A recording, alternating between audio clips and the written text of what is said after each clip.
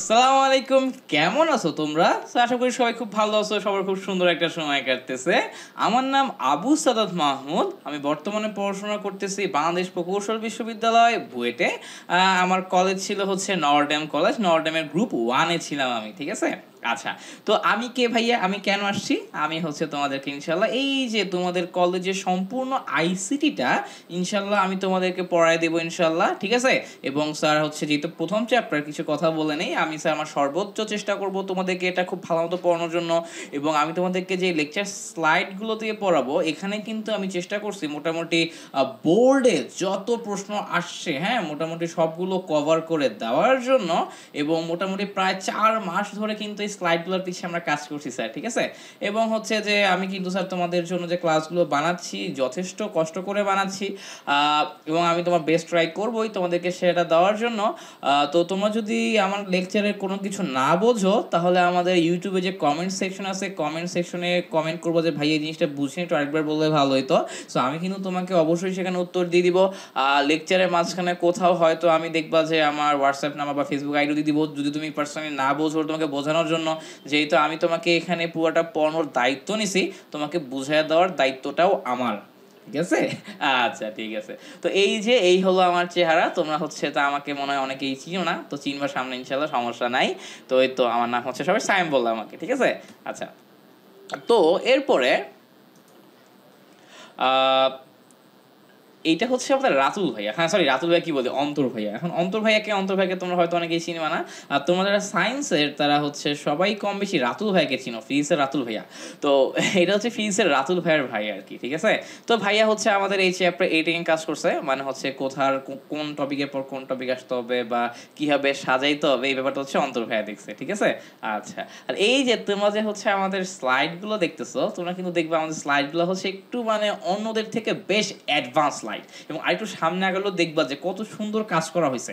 4 মাস তার এমনি এমনি লাগে নাই। আর এই কাজগুলো কিন্তু আমি করি নাই, কে করছে? তোমাদের আদিল ভাইয়া করছে, হ্যাঁ। অসাধারণ কাজ করছে, অত্যন্ত খেটে কাজ করছে। তো তোমাদের যদি আমাদের কাজ ভালো লাগে, আমার পড়ানো ভালো লাগে, অবশ্যই কিন্তু আমাদের সবার জন্য দোয়া করবো, ঠিক আছে। তো যাই হোক, অনেক হচ্ছে আমরা ওটাই কি বলে যে আজের কথাবার্তা বললাম, এখন হচ্ছে আমরা আমাদের পড়াশোনা শুরু করি, ঠিক আছে। আচ্ছা, তো স্পটলাইট নিলাম। তো দেখো, আমরা হচ্ছে যে আমাদের পড়াশোনা শুরু করি বিসমিল্লাহির রহমানির রহিম। এবং পড়াশোনা শুরু করার আগে অবশ্যই 11 বার রব্বিজিদ নিলমা রব্বিজিদ নিলমা রব্বিজিদ নিলমা এভাবে পড়ে নিবা, ঠিক আছে। আচ্ছা, তো আমাদের হচ্ছে আইসিটির প্রথম অধ্যায়, ওকে। তো এই যে আমরা হচ্ছে প্রথম অধ্যায়ে যাব, প্রথম অধ্যায় নিয়ে পড়াশোনা করব। তার আগে হচ্ছে আমরা একটু জেনে নিতে চাচ্ছি তথ্য এবং উপাত্ত কি এবং এদের মধ্যে পার্থক্যটা কোথায়, হ্যাঁ। আচ্ছা, তো চলো।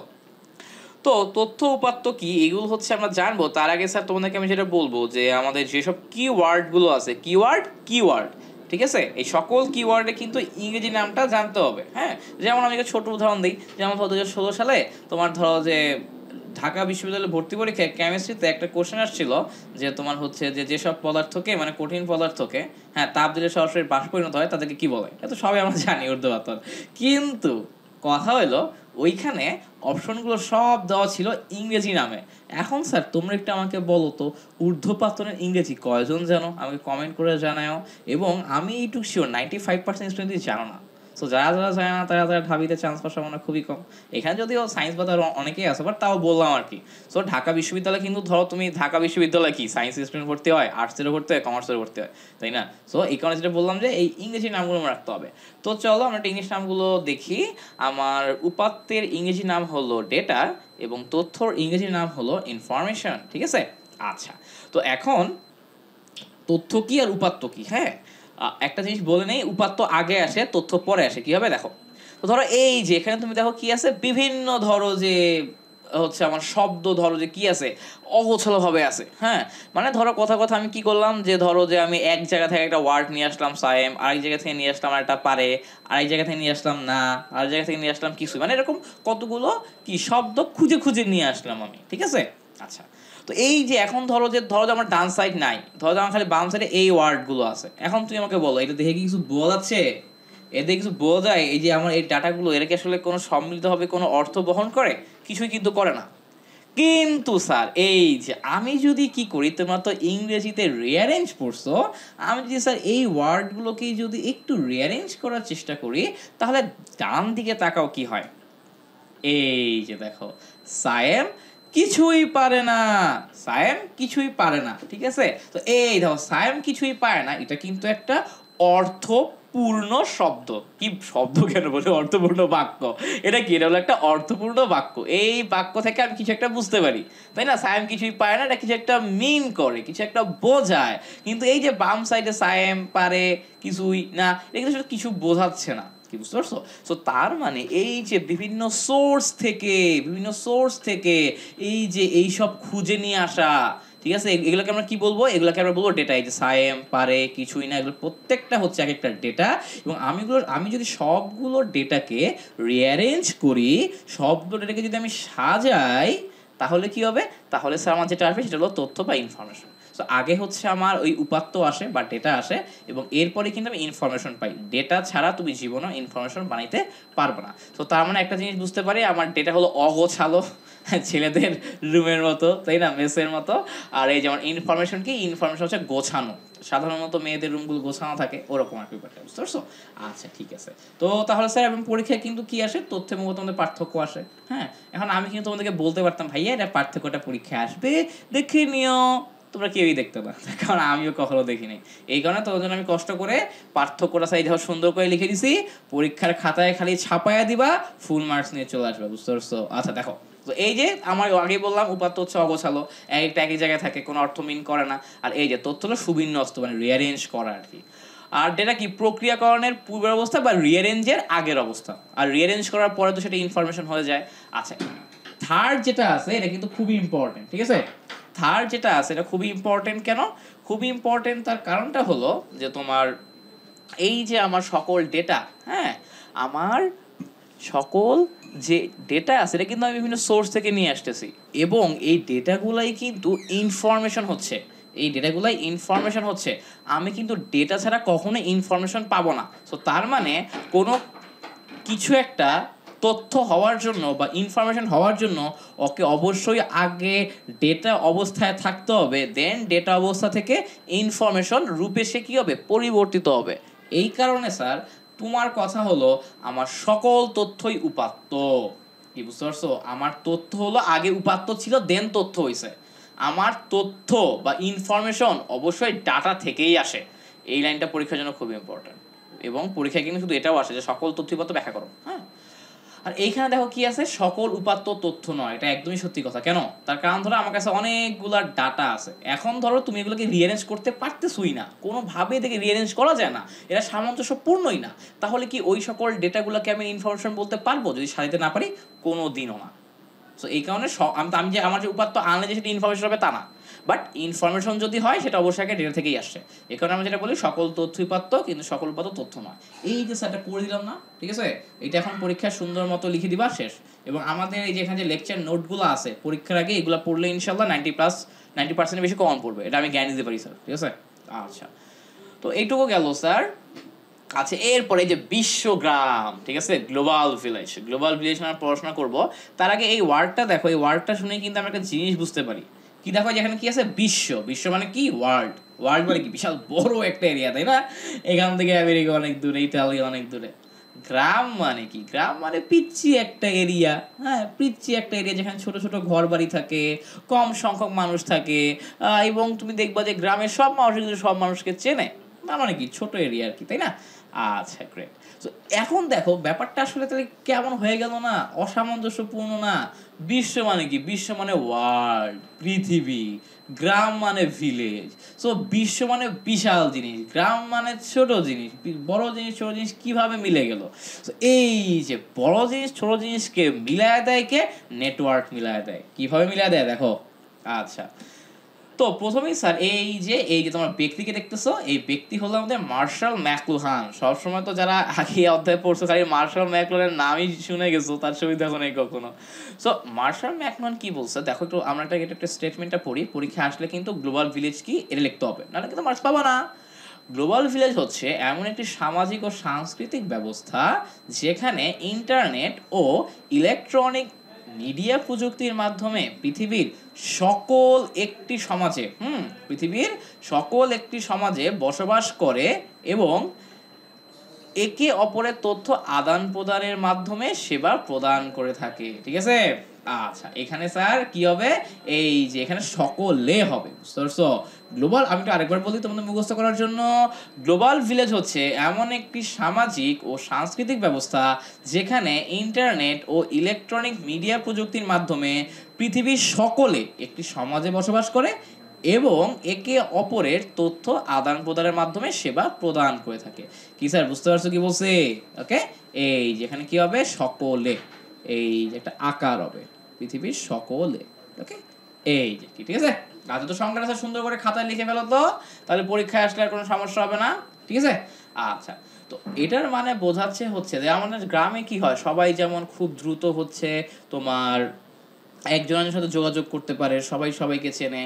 গ্লোবাল ভিলেজের কনসেপ্টটা ছিল এরকম যে না, পৃথিবীটা আসলে একটা ভিলেজের মতো হয়ে যাবে, যেখানে সবাই সবার সাথে খুব দ্রুত যোগাযোগ করতে পারবে, সবাই এক জায়গা থেকে আরেক জায়গায় খুব দ্রুত যেতে পারবে এবং যেখানে তুমি বুঝতেও পারো, যেমন ধরো যে কোনো একটা আত্মীয় আমেরিকা থাকে, তুমি চাইলে কিন্তু তাকে একটা ফোন কল দিয়ে কথা বলতে পারতেছো, ভিডিও কল দিয়ে তাকে দেখতে পারতেছো। যাওয়া দরকার এখন কিন্তু আমাদের খুব দ্রুত গতির বিমান আছে, খুব জলদি যাইতে পারতেছো। এগুলো সবই কিন্তু আমাদের বিশ্বগ্রামের উপাদান বলতে পারো। হ্যাঁ, তো বিশ্বগ্রাম নিয়ে চলো আমরা একটু ডিটেইলস দেখি। তো এই যে এখানে তুমি দেখতেছো, এটা কিন্তু কোনো ছবি না অ্যাকচুয়ালি, এটা কিন্তু অ্যাকচুয়ালি একটা বইয়ের কভার, বুঝতে পারছো? কি বই দেখো, খেয়াল করো, এটা হলো স্যার এই যে Marshall McLuhan the Gutenberg Galaxy, এখানে কিন্তু জি লেখা আছে। ঠিক আছে, দ্য গুটেনবার্গ গ্যালাক্সি তার বই ছিল এটা। সেই গুটেনবার্গ গ্যালাক্সিতে মার্শাল ম্যাকলুহান হচ্ছে কি বলছিল, এখানে হচ্ছে সে বিশ্বগ্রামের উপাদানের কথা বলছিল। কয়টা উপাদান ভাইয়া? দেখো কয়টা উপাদান, সে হচ্ছে এখানে বিশ্বগ্রামের বেশ কয়েকটা উপাদানের কথা বলে। আচ্ছা, মার্শাল ম্যাকলুহান। ওকে, আচ্ছা তো দেখো কি কি উপাদানের কথা বলছিল আমাদের মার্শাল ম্যাকলুহান ওখানে। এবং মার্শাল ম্যাকলুহান আরেকটা বই ছিল, understanding media the existence of man. তুমি দেখবা তোমাদের পরীক্ষায় কিন্তু হচ্ছে প্রশ্ন আসবে যে মার্শাল ম্যাকলুহানে বিশ্বগ্রাম শব্দটা ব্যবহার করেন কোন দুইটা বইয়ে, সো পরীক্ষা যদি আসে তোমাকে তো পারতে হবে, রাইট? আচ্ছা ঠিক আছে, সো এই যে আমি দেখো দুইটা বইয়ের নাম জেনে গেলাম আমরা। একটা কি, এই যে তোমার একটা হলো হয়ে গেল, হ্যাঁ এই দেখো, এই যে একটা হলো গুটেনবার্গ গ্যালাক্সি এবং আরেকটা কি, এই যে মার্শাল ম্যাকলুহান আন্ডারস্ট্যান্ডিং মিডিয়া। ঠিক আছে, আচ্ছা এই দুইটা বই হচ্ছে অ্যাকচুয়ালি সে ওই যে তোমার বিশ্বগ্রাম শব্দটা ব্যবহার করছিল এবং বিশ্বগ্রাম নিয়ে বলছিল। আচ্ছা তো এখন হচ্ছে আমরা জানার চেষ্টা করব যে এই যে বিশ্বগ্রামের উপাদানগুলো কি কি।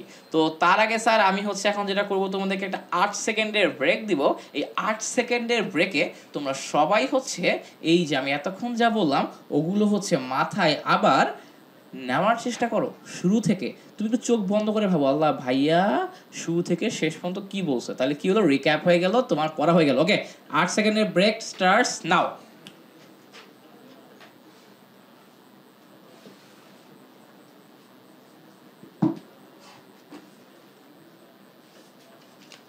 আচ্ছা ঠিক আছে, তো এইটুকু তো আমরা বুঝে গেছি, রাইট? ওকে, তো হচ্ছে যে আমাদের মার্শাল ম্যাকলুহান হচ্ছে তার ওই যে তোমার দুইটা বইয়ে, হ্যাঁ তোমার দ্য গুটেনবার্গ গ্যালাক্সি এবং হচ্ছে আন্ডারস্ট্যান্ডিং মিডিয়া বই দুটাতে হচ্ছে এই যে বিশ্বগ্রামের কথাটাকে হচ্ছে সবার সামনে তুলে ধরলো, কনসেপ্টটাকে তুলে ধরলো। ঠিক আছে, আচ্ছা ভালো কথা, তো আমরা হচ্ছে তাকে এই জন্য খুব বেশি বাহাবা দিলাম। ওকে ফাইন, কোনো সমস্যা নাই। আচ্ছা তো এখন আগাই সামনে। ওকে, তো বিশ্বগ্রামের উপাদান, আমরা হচ্ছে বিশ্বগ্রামের সংজ্ঞা দেখছি, তো এখন হচ্ছে আমরা বিশ্বগ্রামের উপাদানগুলো দেখতে চাই। তো এইটুকু মনে রাখবা স্যার, সাধারণভাবে বিশ্বগ্রামের উপাদান হচ্ছে 5টা। এবং হচ্ছে তুমি দেখবা গুটেনবার্গ গ্যালাক্সিতে হচ্ছে তুমি দেখবা যে হাতের 5টা আঙ্গুল দেখবা, হাতের 5টা আঙ্গুল কিন্তু 5টা উপাদানকে বোঝায়। ঠিক আছে, আচ্ছা তো কি কি, প্রথমটা হলো হার্ডওয়্যার মানে কি, এই যে তুমি যে ফোন চালাও, ফোন একটা হার্ডওয়্যার। ঠিক আছে, আমার সামনে পিসি আছে, পিসি একটা হার্ডওয়্যার, মাউস এগুলো সব হার্ডওয়্যার, র্যাম সব হচ্ছে হার্ডওয়্যার মানে কি, যেগুলো দেখা যায়। ঠিক আছে, যেসব ইলেকট্রনিক যন্ত্র দেখা যায় ওগুলোকে হার্ডওয়্যার বলে, সহজ কথায় বলতে গেলে। আচ্ছা এরপর কিন্তু সফটওয়্যার মানে আমরা যে বিভিন্ন অ্যাপস ইউজ করি না, ওগুলো হচ্ছে আমাদের সফটওয়্যার কিন্তু খুবই গুরুত্বপূর্ণ। ঠিক আছে, এখন ধরো যে তোমার কোনো অপারেটিং সিস্টেম নাই, তোমার কোনো প্রোগ্রামিং ভাষা নাই, তোমার কোনো ব্রাউজিং সফটওয়্যার নাই, কমিউনিকেশন সফটওয়্যার নাই, তাইলে তো আর তোমার শুধু হার্ডওয়্যার দেখি করবা, বুঝতে থাকবা, লাভ তো নাই। ঠিক আছে, আচ্ছা তো তোমার এরপর হচ্ছে এই যে কানেক্টিভিটি বা আমরা যেটাকে বলি তোমার ইন্টারনেট আর কি, হ্যাঁ, এই যে এই জিনিসটাকে স্যার মনে রাখবেন, কানেক্টিভিটিকে বিশ্বগ্রামের মেরুদণ্ড বলা হয়। এই জিনিসটা কিন্তু বোর্ড পরীক্ষাতে অলরেডি চলে আসছে, বোর্ড পরীক্ষাতে কিন্তু অলরেডি চলে আসছে স্যার, ঠিক আছে? তো তার মানে কিন্তু আমাদের এটা মিস করা যাবে না, মিস করা যাবে, মিস করা কিন্তু যাবে না। ওকে, তো এই যে স্যার এখন পরীক্ষা যদি আসে যে আমার হচ্ছে পরীক্ষার প্রশ্নটা এরকম ছিল যে বিশ্বগ্রামের মেরুদণ্ড কি ব্যাখ্যা করো, তো তোমাকে অবশ্যই লিখতে হবে বিশ্বগ্রামের মেরুদণ্ড হলো কানেক্টিভিটি অথবা ইন্টারনেটের সংযুক্ততা। তাহলে স্যার তুমি 1 মার্ক পেয়ে গেলা। এরপর লিখবা যে আসলে আমাদের হচ্ছে যে ইন্টারনেট ছাড়া তো আমি তো আরেকজনের সাথে দ্রুত যোগাযোগ করতে পারবো না। তোমার হাই কনফিগারেশনের ধরো যে পিসি আছে, অনেক ভালো ভালো সফটওয়্যার আছে, বাট নেট নাই, তাহলে কিন্তু আসলে লাভ নাই, বুঝতে পারছো? নেট খুবই ইম্পর্টেন্ট, খুবই দরকারি, হ্যাঁ। আচ্ছা, তো এরপর হচ্ছে কি আমার ডেটা, ধরো যে তোমার তুমি যে হচ্ছে যে ওটাকে কি বলে যে আমার ডেটা কি জিনিস তোমাকে এটাকে বলছি যে হচ্ছে আমার এলোমেলো ভাবে ছড়ায় ছিটায় থাকে। তো তুমি হচ্ছে যে ওই যেটাকে কি বলে, তুমি হচ্ছে আরেকটা মানুষকে হচ্ছে আমার তো ডেটা শেয়ার করতে হবে। যেমন ধরো এখানে কি হচ্ছে, এই যে আমি যদি আমাদের কথাটাই বলি, যেমন ধরো আমি হচ্ছে ঢাকায় থাকি, ঢাকায় কই থাকি, বুয়েটে থাকি, ঢাকায় বুয়েটের কোয়ার্টারে থাকি, আমার আব্বু হচ্ছে বুয়েটের টিচার। তো এখন ধরো যে আমি কিন্তু এই বুয়েটে বসে কিন্তু তোমাদের কি করতেছি, জ্ঞান দিচ্ছি, তোমাদেরকে শিখাচ্ছি, তাই না? তো তার মানে কি আমার ধরো যে আইসিটি বই অনেক জায়গায় অগোছালো ভাবে আছে, সায়েম ভাই তোমাদেরকে গোছানো ভাবে কি করতেছে, প্রেজেন্ট করতেছে, তোমাদেরকে আমি ডাটা শেয়ার করতেছি, বুঝতে পারছো? তো এই যে বিশ্বগ্রাম জিনিসটা এটাই যে আমার হচ্ছে যে মানুষেরই যখন কোনো ডাটা দরকার হবে সেটা হচ্ছে বিনামূল্যে বা অর্থের বিনিময়ে কি করবো, আমরা রিসোর্স শেয়ার করবো, ঠিক আছে? আচ্ছা, এরপর যে জিনিসটা ইম্পর্টেন্ট সেটা হলো মানুষের জ্ঞান। ধরো তোমার সবই আছে, তুমি চাইতে পারো না এইসব, ওপরে যে 4টা কথা বললাম, লাভ আছে, লাভ নাই। তো তোমাকে সক্ষম হইতে হবে, তোমাকে হচ্ছে ক্যাপাবল হইতে হবে যে আমাদের যে নতুন নতুন প্রযুক্তিগুলো আসতেছে, প্রযুক্তিগুলো তোমাকে অ্যাডপ্ট করতে হবে অ্যাজ সুন অ্যাজ পসিবল। ওকে, আচ্ছা, তো এইটুকু গেল। এরপর হচ্ছে দেখো আমাদের হচ্ছে বিশ্বগ্রামের যে তোমার প্রধান উপাদানগুলো আছে, হ্যাঁ, প্রধান উপাদানগুলো নিয়ে এখানে বলা আছে। প্রথমে হচ্ছে যোগাযোগ, হ্যাঁ, যোগাযোগ নিয়ে কেন বললো, তার কারণ হচ্ছে তুমি দেখো যে আমার তো অবশ্যই অবভিয়াসলি কমিউনিকেশনটা খুব ফাস্ট হইতে হবে। আমাদের নর্মালি আমরা কমিউনিকেশন বলতে হচ্ছে যে আগে কি করতাম, গাড়ি ঘোড়ার মাধ্যমে বা লঞ্চে করে এক জায়গায় যাওয়া। তো আমাদের বিশ্বগ্রামে তোমার কমিউনিকেশন যেটা হবে যে তোমার ইলেকট্রনিক কমিউনিকেশন, জাস্ট লাইক ধরো যে তুমি ধরো যে ইন্টারনেট ইউজ করে ফেসবুক মেসেঞ্জার, হ্যাঁ, অডিও ভিডিও কল বলো বা এসএমএস বলো, এমএমএস বলো, ফোন, ফ্যাক্স, ঠিক আছে, চিঠি, যাই বলো না কেন, যাতে আরেকজন আরেকজনের সাথে খুব দ্রুত যোগাযোগ করতে পারি। গ্রামে যেরকম হয় এখানে খুব দ্রুত যোগাযোগ করা যাবে, হ্যাঁ। এরপর ধরো কর্মসংস্থান, এটা কিন্তু খুব ইম্পর্টেন্ট যে আমার বিশ্বগ্রামে তোমার কি হয়েছে, তোমার কিন্তু কর্মসংস্থান কিন্তু খুব তোমার কি বলবো যে প্রসারিত হয়েছে। কিভাবে কর্মসংস্থান প্রসারিত হয়েছে, যে যেমন ধরো এই যে আমি কিন্তু এখন তোমাদেরকে পড়াইতে পারতেছি না, আমি ওদেরকে পড়াইতে পারতেছি। ইভেন আমি ধরো যে হচ্ছে যে অনলাইনে কিন্তু অনেক স্টুডেন্টকে পড়াই, আমার কথা কেন বলি, সবাই তো সকল টিচারই তো অনলাইনে ধরো অনেক স্টুডেন্টকে পড়ানোর সুযোগ পাচ্ছে না, আমার হচ্ছে এই সুবিধার কারণে, হ্যাঁ। প্লাস এছাড়াও অনেক কিছু হয়েছে, যেমন দেখবা যে হচ্ছে যে তোমার অনেক ধরো যেমন ফেসবুকে কাজ করে প্রচুর মানুষ, গুগলে কাজ করে প্রচুর মানুষ, অনেকে ড্রিম থাকে এগুলোতে কাজ করা। সো এই বিষয়ের মাধ্যমে কিন্তু অনেক কর্মসংস্থান সৃষ্টি হয়েছে। শিক্ষা, এই যে আমি তোমাদেরকে পড়াই দিয়েছি, তোমাকে শিখতে পারতেছো না নাকি, বল ও ভাই আপনি কেরা, আপনারা বেল দিই না নাকি? আচ্ছা, তো দেখো যে তো আমার কারণে তোমার কিন্তু দেখবো যে 10 স্কুলে কিন্তু অনেক শিখতে পারতেছো, তাই না? তো এই যে তো আমার এর ফলে কি হচ্ছে, বিশ্বকাপের ফলে আমাদের কিন্তু হচ্ছে যে তোমার মানুষ শিখতে পারতেছে অনেক কিছু, হ্যাঁ। এরপর কি দেখো চিকিৎসা সেবা, অবশ্যই হচ্ছে তুমি চিকিৎসা সেবা পাবা। এবং করোনার শুরু তুমি দেখতে পারছো, ধরো তোমার একটা জটিল রোগ হয়েছে, সো এখন আমরা কি করি, ভিডিও কনফারেন্সের মাধ্যমে বিদেশের বিশেষজ্ঞ ডাক্তারদেরকে দেখাই যে ভাই স্যার, ভাইয়া না তো স্যার, স্যার এরকম কেস হয়েছে, এখন কি করা যায়, হ্যাঁ। এরপর গবেষণা, অবশ্যই গবেষণার কাজে, যেমন ধরো যে আমেরিকার একটা গবেষণা হয়েছে, তুমি চ্যানেলটা খুব ইজিলি দেখতে পারতেছো, একটা রিসার্চ ওয়ার্ক হয়েছে, তুমি ইজিলি সেটা দেখতে পারতেছো, আরেকজনকে শেয়ার করতে পারতেছো, আরেকজনের কাছে নিতে পারতেছো, হ্যাঁ। অফিস, এখন ধরো যে অফিস করা খুব ইজি হয়ে গেছে, বাসায় বসে অফিস করা যায়, তাই না? এটা কিন্তু আসলে আমাদের জন্য খুব একটা কি বলবো যে আহ, একটা কথা আছে, একটা যে বিতর্ক হয় যে করোনা কি আসলে আমাদের জন্য হচ্ছে যে কি অভিশাপ নাকি হচ্ছে ব্লেসিং, ব্যাপারটা হচ্ছে অনেকটা ওইরকম। তো পাশে বসে অফিস করা যাচ্ছে, এটা কিন্তু খুব ভালো, হ্যাঁ। আচ্ছা ঠিক আছে, আমি ওই তর্কে যাব না করোনা অভিশাপ না ব্লেসিং। তো আমি যেটা বলবো যে যা হয়েছে হয়েছে, আমাদের হচ্ছে করোনা থেকে আমরা যেসব ভালো ভালো জিনিসগুলো শিখতে পারছি ওগুলো হচ্ছে আমাদেরকে রাখতে হবে। যেমন ধরো যে অনলাইন এডুকেশন, অনলাইনে যে এত কিছু করা যায়, এত তাড়াতাড়ি সব কিছু করা যায়, এটা কিন্তু আসলে এই ভূমিকাটা কিন্তু অনেক জোস। এখন কিন্তু গ্রামের স্টুডেন্টরাও কিন্তু ভালো ভালো টিচার পাচ্ছে শুধুমাত্র এই যে এরকম অনলাইন বিষয়টা ডেভেলপ হওয়ার কারণে। আচ্ছা, গেল ওইটা। এরপর দেখো কি কি আছে, ওই যে আমার ধরো যে তোমার বাসস্থান, এখানে বাসস্থান বলতে ভাইবো না যে অনলাইনে মানুষ থাকে কেমনে, এখানে যেটা বুঝাইছে ওই যে বাসস্থানগুলো কি হচ্ছে তোমার আরো অ্যাডভান্স হচ্ছে। যেমন ধরো তোমাকে যদি আমি বলি, এমনও হচ্ছে আমি ধরো যে বিল গেটসের বাসার কথা শুনছিলাম আর কি, এখন হয়তো অনেক জায়গায় শুরু হয়েছে, যে ওইখানে ধরো যে তোমার যে এসিগুলো আছে, এসিগুলো হচ্ছে তোমার ওই যে পাওয়ার কন্ট্রোল করা লাগে না। ধরো দুইজন বসে আছে, আমার ওই এসিটা হচ্ছে আর্টিফিশিয়াল ইন্টেলিজেন্স সম্পন্ন, আর্টিফিশিয়াল ইন্টেলিজেন্স নিয়ে আমরা পড়বো। সো ওই এসিগুলো কি করে, ধরো যে ওই দুইজন মানুষের জন্য সবচেয়ে আরামদায়ক তাপমাত্রা নিয়ে নিজেই সেট করে ওই তাপমাত্রা দিয়ে দেয়। ধরো রুমে আরো দুইজন ঢুকলো, দেন চারজনের শরীরের টেম্পারেচার গড় করে চারজনের জন্য কোন টেম্পারেচারটা বেস্ট হবে ওই টেম্পারেচার অটো চলে যায়, ঠিক আছে। এছাড়াও তুমি দেখবা যে বাসস্থান, তুমি দেখবা যে সিকিউরিটি লক দেওয়া থাকে, হ্যাঁ, কেউ ঢুকে চাইলে তুমি দেখবা যে সাইরেন বাজে, বিদেশে বাসার পথে দেখবা এরকম অনেক কিছু করা যায় আর কি, বুঝতে পারছো। এবং তুমি দেখবা যে এরকমও আছে তোমার টেবিল, তোমার ডাইনিং টেবিলটাই ধরো চুলা হিসেবে ইউজ করা যায়। সো এরকম আর কি, যে না আমি এবং বাসস্থানের মধ্যেও কিন্তু আমি এসব টেকনোলজি ইউজ করতে পারতেছি। ব্যবসা বাণিজ্য তো অবশ্যই, তুমি তো দেখবা যে করোনার টাইমে বেশি দেখা গেছে যে আমাদের হচ্ছে যে এই যে অনলাইন বিজনেস অনেক কিন্তু ডেভেলপ করছে, হ্যাঁ। সংবাদ অবশ্যই তোমার হচ্ছে যে আমি কি করতে পারতেছি, তোমার হচ্ছে ওদের কি জানি বলা হয়, যে সংবাদ দেখতে পারতেছি, মানুষকে জানাইতে পারতেছি, তাই না। আচ্ছা, তো এরপরে হচ্ছে যে বিনোদন ও সামাজিক যোগাযোগ, অবশ্যই ইউটিউব দেখতে পারতেছে, এখন তো নেটফ্লিক্স চলে আসছে, অ্যামাজন প্রাইম চলে আসছে, অনেক কিছু চলে আসছে, ওখানে তো আমরা দেখতে পারি। সামাজিক যোগাযোগ মাধ্যম তোমাদেরকে বুঝিয়ে দেওয়ার কিছু নাই, ফেসবুক, হোয়াটসঅ্যাপ, টুইটার, ইনস্টাগ্রাম, আরও কি কি আছে আমি নিজেও জানি না। সাংস্কৃতিক বিনিময় যোগাযোগ, ওই যে মানে হচ্ছে এক দেশের কালচার কিরকম না কিরকম, আর তো হচ্ছে আমরা এখন জানতেই পারি, দেখতেই পারি, তাই না। আচ্ছা, তো এই যে সব উপাদানগুলো গেল। ইন্টারনেটের প্রয়োজনীয়তা কি, ইন্টারনেট নিয়ে আসলে বলার কিছু নাই, ইন্টারনেট নিয়ে আমি যত বলবো ততই কম হবে, ইন্টারনেট ছাড়া আসলে সবাই অচল। আচ্ছা, তো এই যে স্যার দেখো, ইন্টারনেট সর্বপ্রথম আসে থেকে, এই যে স্যার 1979 সালে সর্বপ্রথম মার্কিন প্রতিরক্ষা দপ্তর ব্যবহার করে, এটা অলরেডি বোর্ডে চলে আসছে, এই কারণে কিন্তু আমি দিয়ে দিছি। এবং এই দেখো, এই যে মার্কিন প্রতিরক্ষা দপ্তর, ঠিক আছে।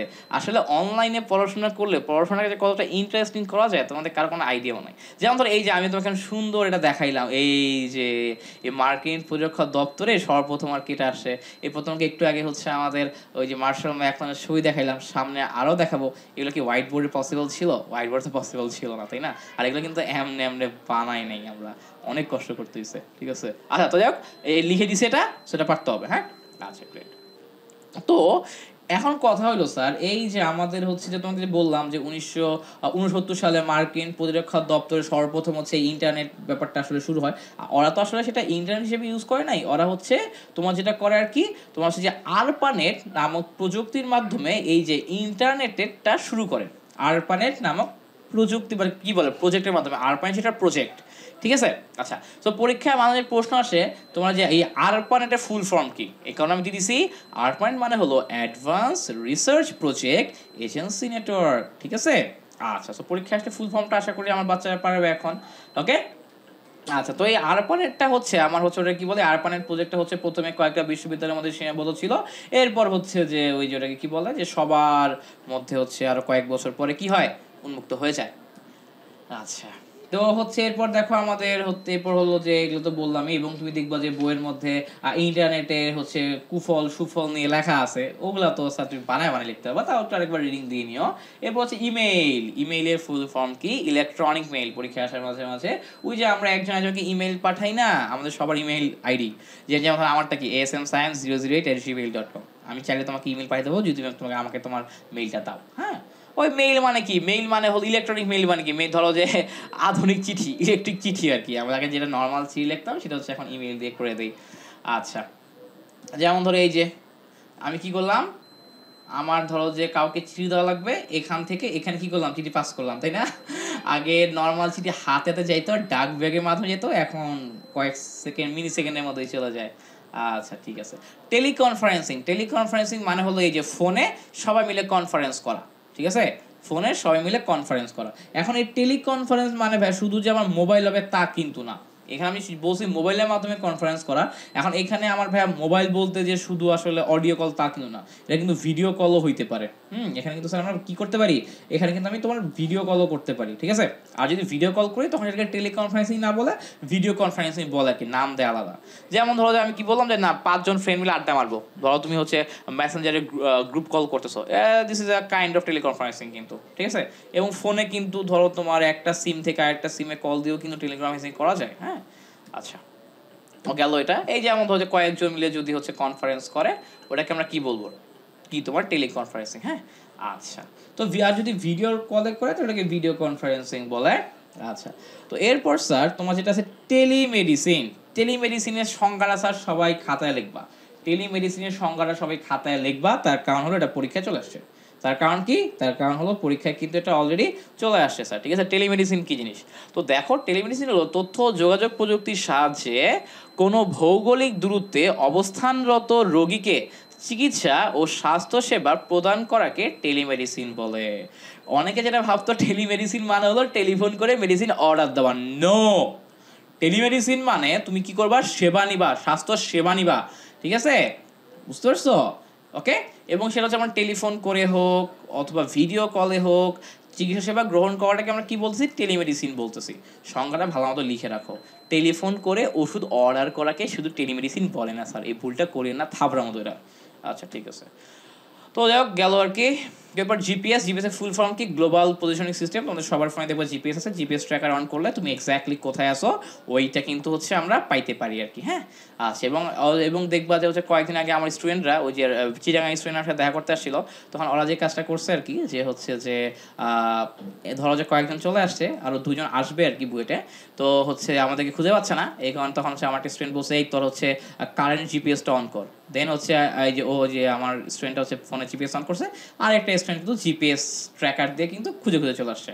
তো তার মানে কি, জিপিএস ট্র্যাকার থাকলে তোমার বড় দরকার নেই, মাম্মা 10 পা আগা, 20 পা ডালে যা, 30 পা বাবা যা, এরকম বলার দরকার নেই, জিপিএস ট্র্যাকার দিলে এমনি চলে আসবে। আচ্ছা, তো জিপিএস কি, তোমার হলো যে তোমার স্যাটেলাইট ভিত্তিক একমুখী যোগাযোগ ব্যবস্থা আর কি, ঠিক আছে। আচ্ছা, তো আমার স্যাটেলাইট দিয়ে আর কি করতে পারি, তোমার এক্স্যাক্ট লোকেশন ট্র্যাক করা যায়। এবং তুমি দেখবা যারা অনেক সময় চুরি টুরি করে তাদেরও জিপিএস ট্র্যাক করার চেষ্টা করে। আচ্ছা, তো হচ্ছে যে তো জিপিএস এর ফুল ফর্ম কি লিখলাম, জিপিএস হলো একটি স্যাটেলাইট ভিত্তিক একমুখী যোগাযোগ ব্যবস্থা যার মাধ্যমে ভূপৃষ্ঠের যে কোনো স্থানের অবস্থান নিখুঁতভাবে নির্ণয় করা যায়। আচ্ছা, গ্রেট। তো গেল এটা, এই যে এক্স্যাক্টলি কে কোথায় আছে ওইটা হচ্ছে খুঁজে পাইতে পারবো আমরা। আচ্ছা, আউটসোর্সিং, আউটসোর্সিং জিনিসটা খুব জোস। আউটসোর্সিং হলো ওই যে তো ধরো তুমি বাসায় বসেই কি করতেছো, বাসায় বসেই কোনো একটা হচ্ছে কারো কাছে সেটা বিক্রি করতেছো, ঠিক আছে, বাসায় বসেই কোনো একটা কাজ করতেছো, টাকা পাচ্ছ, এটাকে হচ্ছে আমরা আউটসোর্সিং বলি। তো এবং আউটসোর্সিং এর ব্যাপারটা হলো সেটা হলো যে তোমার করা, ওই যে ওটাকে কি বলে, যে কারো আন্ডারে না, বুঝতে পারছো, মানে হচ্ছে তুমি কারো আন্ডারে থাকবে না একেবারে, ধরো নিজের বস নিজে মন চাইলে কাজ করে না করবো না। দেখো কি বলছে, অনলাইনে নিজের যোগ্যতা অনুযায়ী কোনো নির্দিষ্ট কাজ খুঁজে নেওয়া এবং সেটি সম্পাদন করার পর মালিকের কাছ থেকে পেমেন্ট গ্রহণের মাধ্যমে যে উন্মুক্ত পেশার সৃষ্টি হয় তাকে আউটসোর্সিং বলে। এখন মানুষের প্রচুর মানুষ আউটসোর্সিং করে, আউটসোর্সিং কিন্তু ইনকামও বেশ ভালো, হ্যাঁ। এই হলো কাহিনী আর কি। তো যেমন ধরো যে তোমার ওই যে ধরো যে কথা কথা আমি ধরো বাসায় বসে ধরো যে তোমার দেশের ধরো যে প্রায় 50-100 জন স্টুডেন্টকে ধরো জুমে পড়াই, তো এটা কিন্তু কি বলবো, একটা কাইন্ড অফ আউটসোর্সিং এর মতো, হ্যাঁ। আচ্ছা, অথবা ধরো যে কেউ বাসায় বসে মিষ্টি বিক্রি করে, this is a kind of outsourcing. কেউ বাসায় বসে কাউকে সফটওয়্যার বানায় দেয়, সফটওয়্যার ডেভেলপ করে, এটাও একটা আউটসোর্সিং। আচ্ছা, তো হচ্ছে এই তো, তো ধরো যে এ হচ্ছে কি আমার ক্রেতা, এ ধরো বিক্রেতা, এদের মধ্যে লিঙ্ক হবে কি হবে, আউটসোর্সিং দিয়ে, বুঝতে পারছো। আচ্ছা, গ্রেট। তো আউটসোর্সিং আর ফ্রিল্যান্সিং, হ্যাঁ, তো আউটসোর্সিং কি, এই দুটোকে মিলায় ফেলো না। তোমার ধরো যে আউটসোর্সিং হলো তুমি কি করবা, নিজের যোগ্যতা অনুযায়ী কাজ খুঁজবা, কোথায়, অনলাইনে। এখন অনলাইনের এটা কিন্তু তোমার কি হইতে পারে, কারো আন্ডারে হইতে পারে, কারো আন্ডারে নাও হইতে পারে। আমি কি বলছি, ম্যাক্সিমাম ক্ষেত্রেই যারা আউটসোর্সিং করে তারা ম্যাক্সিমামই হচ্ছে কারো আন্ডারে থাকে না, কয়েকজন কারো কারো আন্ডারে থাকে। যেমন ধরো আমি একটা হচ্ছে অর্গানাইজেশন খুললাম, এখানে হচ্ছে আমার আন্ডারে ধরো 10 জন কাজ করে, সো ওরা প্রত্যেকে কিন্তু আউটসোর্সিং করতেছে, বাট ওরা কিন্তু না, ওরা কিন্তু একটা পজিশনের আন্ডারে আছে। বাট ম্যাক্সিমাম যাদের কথা বলছি, যারা হচ্ছে কোনো পজিশনের আন্ডারে থাকে না, হ্যাঁ, তাদেরকে বলা হয় ফ্রিল্যান্সার। ফ্রি মানে কি, মুক্ত। ও কোনো প্রতিষ্ঠানের আন্ডারে না, কোনো প্রতিষ্ঠানের অধীনে না থেকে স্বাধীনভাবে কাজ করে বলা হয় ফ্রিল্যান্সিং, বুঝতে পারছো। মানে আউটসোর্সিংটাই যদি মোটামুটি বলতে পারো, কেউ যদি কারো আন্ডারে না থেকে করে, ওটাকে আমি কি বলবো, ওটাকে হচ্ছে আমি ফ্রিল্যান্সিং বলবো, ঠিক আছে। আচ্ছা গ্রেট। তো হচ্ছে যে তোমার ফ্রিল্যান্সিং হচ্ছে তোমার কি বলে যে তোমার ফ্রিল্যান্সিং আয়ের পরিমাণ কম হইতে পারে, বেশি হইতে পারে, ঠিক আছে। তবে আমাদের ফ্রিল্যান্সিং গুলো ম্যাক্সিমামই হচ্ছে ওই ইন্টারনেটে বা অনলাইনে হয়ে থাকে আর কি, বুঝছো না ফ্রিল্যান্সিং গুলো। আচ্ছা, তো এটা গেল। যারা ফ্রিল্যান্সিং করা যাকে কি বলে, ফ্রিল্যান্সার বলে। তুমি দেখবে বাসায় প্রচুর ফ্রিল্যান্সার পুরো ওয়ার্ল্ডেও। আচ্ছা গ্রেট। তো হচ্ছে যেমন যে বাসায় বসে বসে নিজের মতো কাজ করতেছে, মন ছেলে কাজ করে না, নাই কেউ অনেক কিছু বলতে পারবে না। আচ্ছা ঠিক আছে, তো গেল এইটা। হুম, ওকে। তো এই যে স্যার এখন হচ্ছে আমরা শুরু করব আমাদের মেইন টপিক। কোন টপিক ভাইয়া? Virtual reality. কোন টপিক? ভার্চুয়াল রিয়ালিটি, ঠিক আছে। আচ্ছা, তো ভার্চুয়াল রিয়ালিটি জিনিসটা কি, এটা কি খায় নাকি মাথায় দেয়, চলো দেখি। আচ্ছা, তো প্রথমেই স্যার আমরা হচ্ছে এটা অর্থটা জেনে নেই, তাই তোমার জন্য বুঝতে ইজি হবে। ভার্চুয়াল মানে কি? ভার্চুয়াল মানে হলো ইটস এ কাইন্ড অফ কাল্পনিক। ভার্চুয়াল শব্দটি বাংলা অর্থ যদি বলি, এটা হচ্ছে কাইন্ড অফ কাল্পনিক। রিয়ালিটি, এটার বাংলা অর্থ যদি বলি, ওইটা দ্বারায় হচ্ছে বাস্তব। ভার্চুয়াল মানে কাল্পনিক, রিয়ালিটি মানে বাস্তব। ভাই এটা কি হলো আসলে, এটা তো আসলে মিলল না, তাই না? আচ্ছা, তো অ্যাকচুয়ালি স্যার ব্যাপারটা হলো এই যে আমার কল্পনা জগৎ এবং বাস্তব জগৎ দুইটাকে আমরা মিলায় ফেলি, দুইটাকে গুলে শরবত বানায় ফেলাই ভার্চুয়াল রিয়ালিটিতে। কীরকম ব্যাপারটা হলো অনেকটা এইরকম যে যেই জিনিসটা হচ্ছে ধরো তুমি কল্পনায় করতেছো আবার বাস্তবেও করতেছো, যে জিনিসটা তুমি কল্পনা করতেছো বা বাস্তবেও করতেছো, এমন জিনিস যদি চলে আসে সেটাকে আমরা ভার্চুয়াল রিয়ালিটি বলি।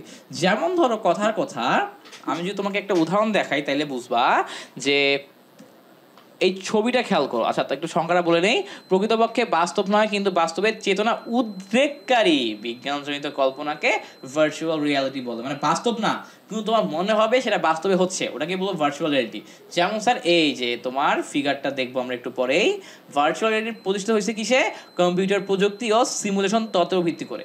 স্যার একটা কথা বলি, ভার্চুয়াল রিয়ালিটি সৃজনশীল পরীক্ষা ধরো আসবেই। সৃজনশীল পরীক্ষা যদি আসে, এই দুইটা লাইন তুমি যদি ফার্স্টে লেখো জ্ঞানমূলকে, তুমি ইনশাল্লাহ 4-4 পাবা বা 3-3 পাবা ব্যাখ্যামূলক কোশ্চেনে, ঠিক আছে। এই দুইটা লাইন দয়া করে লিখবেন যে প্রকৃতপক্ষে বাস্তব নয় কিন্তু বাস্তবের চেতনা উদ্রেককারী বিজ্ঞানজনিত কল্পনাকে ভার্চুয়াল রিয়ালিটি বলে, এবং হচ্ছে ভার্চুয়াল রিয়ালিটি প্রতিষ্ঠিত হয়েছে কিসের উপরে? মূলত কম্পিউটার প্রযুক্তি ও সিমুলেশন তত্ত্বের উপর ভিত্তি করে। এইটা স্যার দয়া করে লিখবেন স্যার, হ্যাঁ লিখবেন। কেন লিখবেন আপনার বোঝার দরকার নেই, দয়া করে লিখবেন স্যার, হ্যাঁ। আচ্ছা ঠিক আছে, তো এই সাইজে খেয়াল করো এখানে স্যার ব্যাপারটা খেয়াল করো যে ধরো যে তোমাকে আমি যদি বলি, ওই যে এখন এরকম অনেক তুমি দেখবা যে ভিআর বক্স টাইপের, দেখো চোখে একটা বক্সের মতো লাগায় এরপর ক্রিকেট খেলে।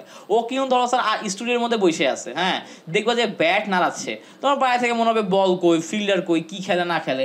বাট ওই ভিআর বক্সে ওর মধ্যে এমন একটা চেতনা দিয়ে দেওয়া হচ্ছে, ও মনে করবে ও হচ্ছে পুরো একটা স্টেডিয়ামের মধ্যে আছে, ওর আশেপাশে 11টা ফিল্ডার আছে, সামনে একটা বলার বোলিং করতেছে, ইন সুইং আউট সুইং দিচ্ছে, লেগ স্পিন করতেছে, দুসরা করতেছে, ও ব্যাটিং করতেছে, এরকম একটা প্রযুক্তি আর কি, বুঝতে পারছো।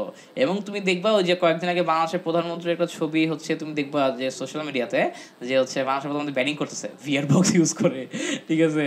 তো ভিআর বক্স হচ্ছে খুব এক্সপেন্সিভ, সো এরকম আর কি ব্যাপারটা, বুঝতে পারছো। মানে ধরো যে তুমি চোখে একটা গ্লাস পরবা, তোমার মনে হবে যে তুমি তুমি তুমি কিন্তু ধরো আসো স্টুডিওতে বা তোমার বাসায়, এই ভিআর বক্স বা যে এই বক্সটা তুমি চোখে পড়ার পর তোমার মনে হবে যে তুমি যদি ক্রিকেট খেলার ইসে থাকো, তোমার মনে হবে যে তুমি হচ্ছে একটা ক্রিকেট খেলার স্টেডিয়ামে আসো, তোমার মনে হবে তুমি লর্ডসে আসো, তোমার মনে হবে তুমি মিরপুর প্লে গ্রাউন্ডে আসো, ক্রিকেট খেলতেছো, বুঝতে পারছো।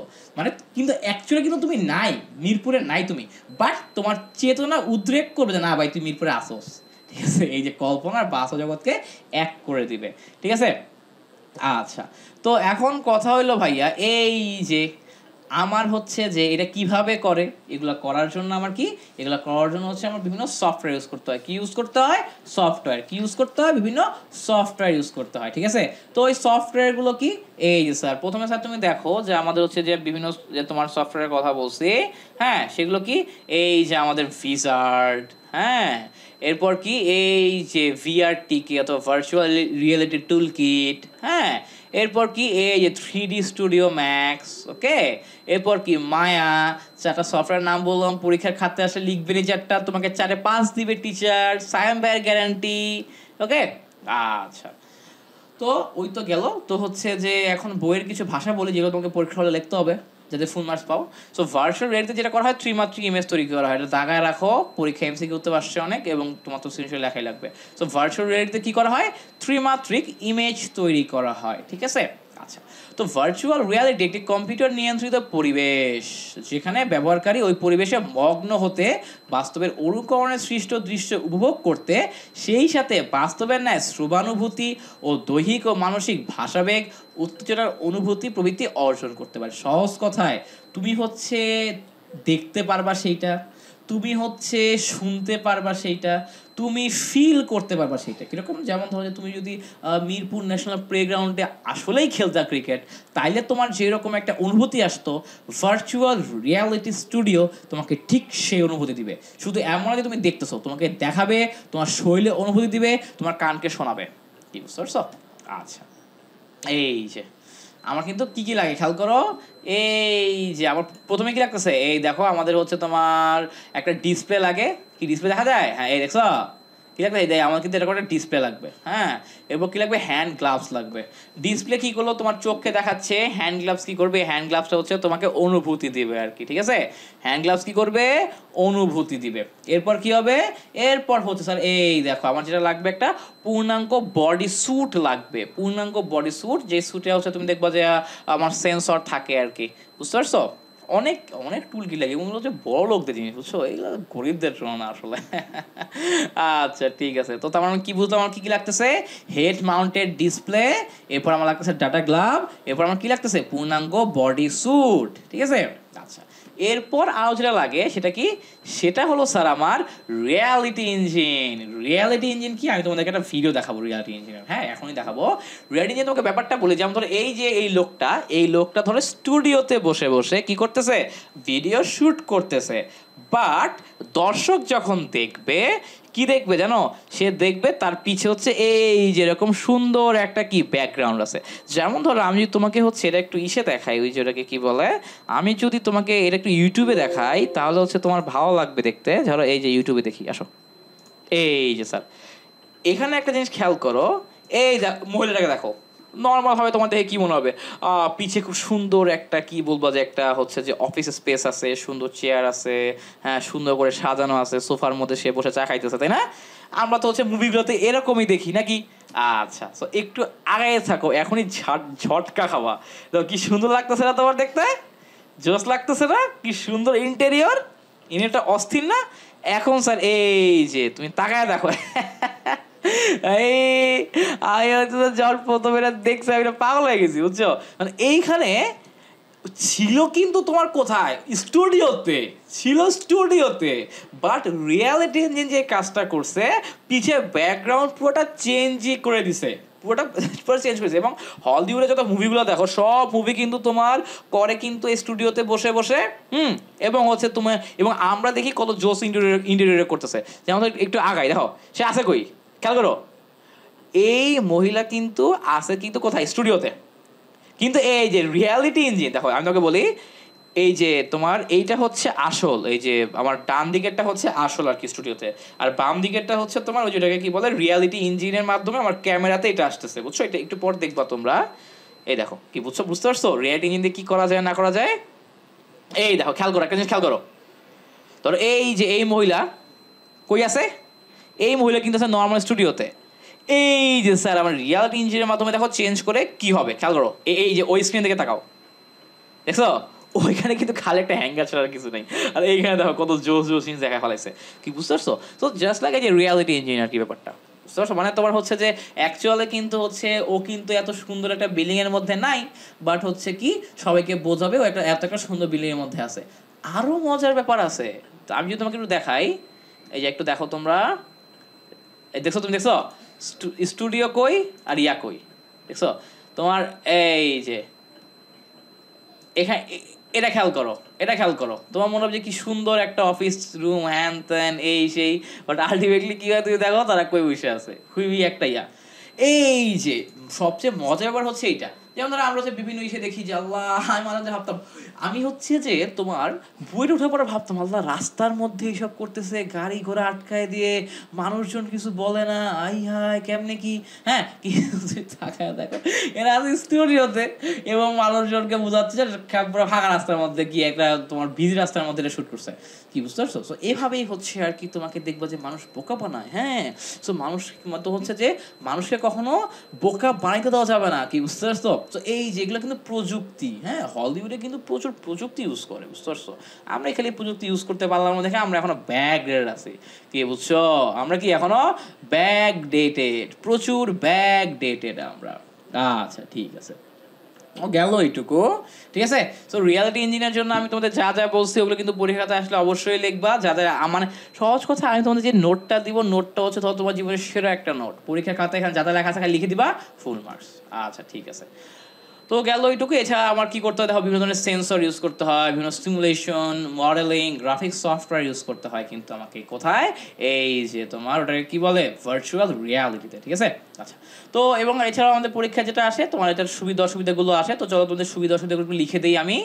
এই যে সুবিধা অসুবিধাগুলো দেখো, আমার ওই যে তোমার চিকিৎসা, যেমন ধরো যে আমার চিকিৎসা ধরো যে খুব একটা ক্রিটিক্যাল কি বলবো অপারেশন, এখন তো একজন নুব, একজন নতুন, ও গিয়ে কিন্তু একটা আকাম করতে পারে, একটা ভেইন, একটা শিরোপোষে কাইলে কিন্তু একটা মানুষ মারা যেতে পারে। এই কারণে ধরো আমি যদি ভার্চুয়াল রিয়ালিটি দিয়ে যদি হচ্ছে ওকে ট্রেনিং দিই, তাহলে কিন্তু ধরো কি ও কিন্তু রিয়েল লাইফে মানুষ মেরে ফেলবে না, ভার্চুয়াল রিয়ালিটিতে মানুষ মারলেও সমস্যা নেই।